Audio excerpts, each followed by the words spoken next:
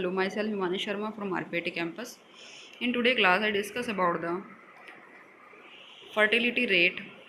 What is the fertility rate? The fertility rate refers to the number of live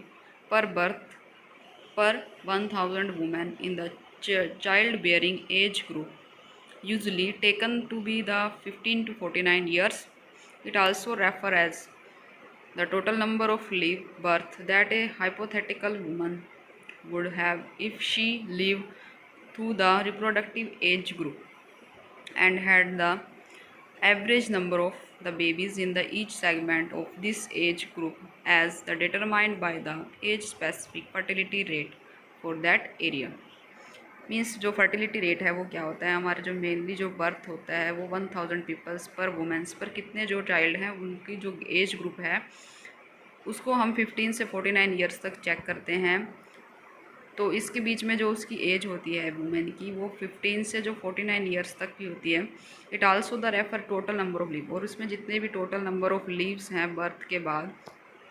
उसको hypothetically जो women's है उनकी जो leave है उसके साथ उसकी जो रेशो है उसको चेक करते हैं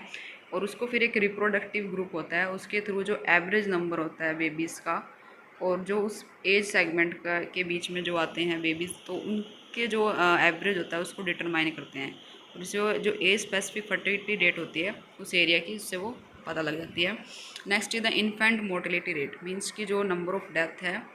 उसको बोलते हैं infant mortality rate before the age of the 1 year per 1000 leave birth. Means की जो 1000 जो लीव्स बच्चे हुए हैं तो उनसे जो एज 1 ईयर के जो इन्फेंट होते हैं उसमें जो नंबर ऑफ डेथ है वो कितनी है तो उसके बीच में तो उसको हम चेक करते हैं by the infant mortality rate. Next is the maternal mortality rate, means number of women who died in the child birth पर 1 लाख लिव बर्थ। मीन्स जो 1 लाख लीव्स हैं जो उस पर बर्थ पर जो हमारे वुमेन्स हैं उनकी जो जितने भी डाइज हैं जो मृत्यु दर होती है उसको इसमें निकालते हैं। तो उसका ये फॉर्मूला होता है। नोट अगर हम देखें तो इसमें क्या है जो मेनली जो हम इसको प्रेफर करते हैं that is the high rate of infant and maternal mortality are and the unambitious indicator of the backwardness and the poverty. तो इसका सबसे बड़ा कारण क्या है, बैकवर्ड होते हैं वो and there poverty that is the poorness and the also about the development is accompanied by the sharp falls in these rates as the medical facility वहाँ कम होती है, levels of education नहीं होता, awareness नहीं होती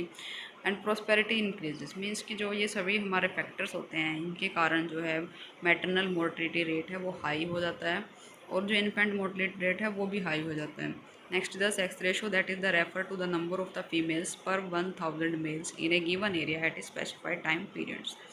मीन्स कि जो इसमें हमारा रेशो होता है ये जो फीमेल और मेल्स होते हैं 1000